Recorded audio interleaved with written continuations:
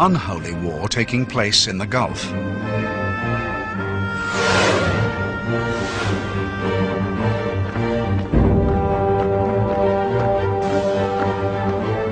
This was to prove the turning point for Osama bin Laden, who'd come out of the Afghan jihad with a reputation for some as a leader.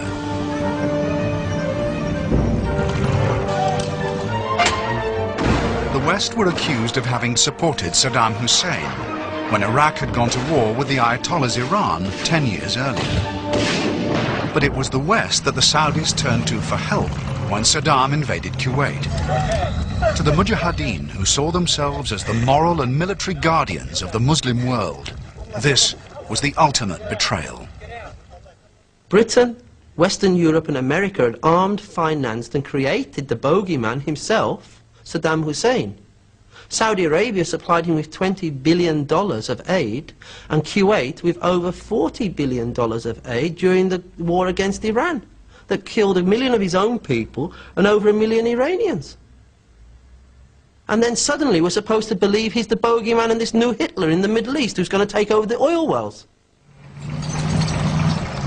To the Mujahideen, the West, who were taking over the Holy Land, the sacred sites of Islam lie in Saudi Arabia and access is forbidden to non-Muslims. 10 years after the liberation of Kuwait, thousands of foreign troops are still there, and this has become an explosive issue. Why are they still there? They're there to defend the oil fields, to make sure that until they're bled dry, nobody else threatens them. Osama bin Laden accused the Saudi government of colluding with the West at the expense of the Islamic world. They responded by stripping him of his native citizenship in 1994. 4 years later, now an international fugitive, he announced the creation of the Islamic Front for Jihad. This was an international coalition of radical groups from various countries. The aim was to establish an Islamic state.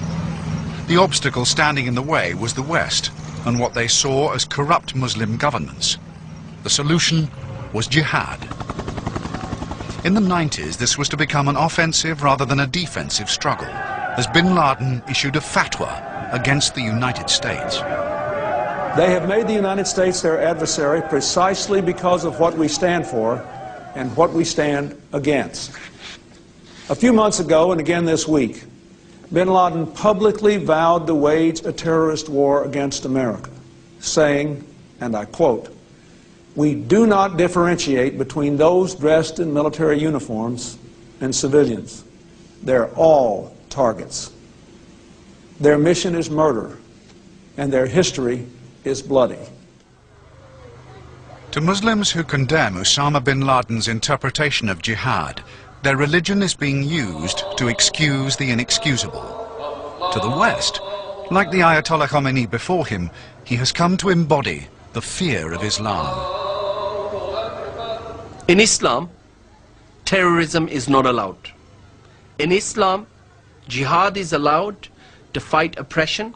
Jihad is allowed to fight a particular cause. Jihad is allowed to fight your own internal yourself against any criminal activity that you may be involved with.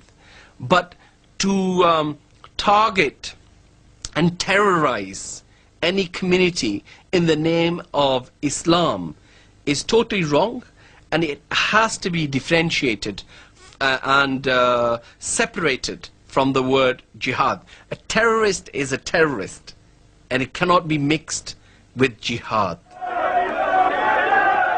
But the distinction between jihad and terrorism became blurred in the 1990s, as some Muslims became increasingly.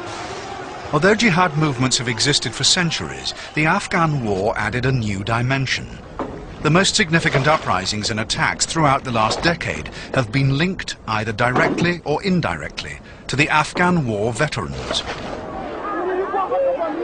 It is claimed that using the skills acquired during that war, Osama bin Laden launched a jihad movement that covered the globe.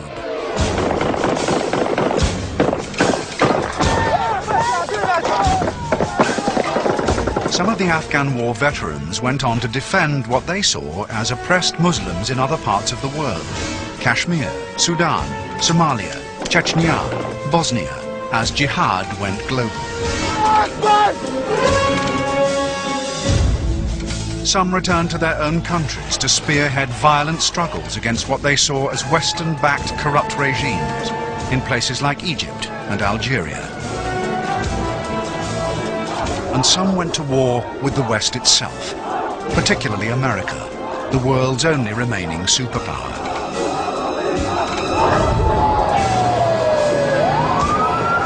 The World Trade Center in New York was bombed in 1993. America had been hit by an international terrorist attack on its own soil for the first time.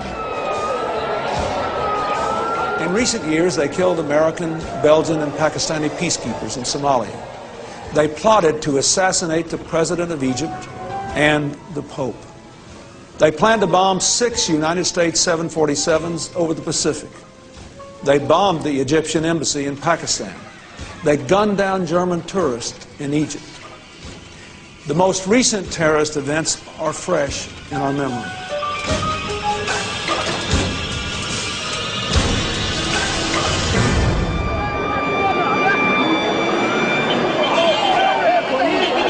In 1998, on the 8th anniversary of the entry of US troops in the Gulf, American embassies in Nairobi, Kenya, and Dar es Salaam, Tanzania, were bombed, killing 224 people and injuring thousands.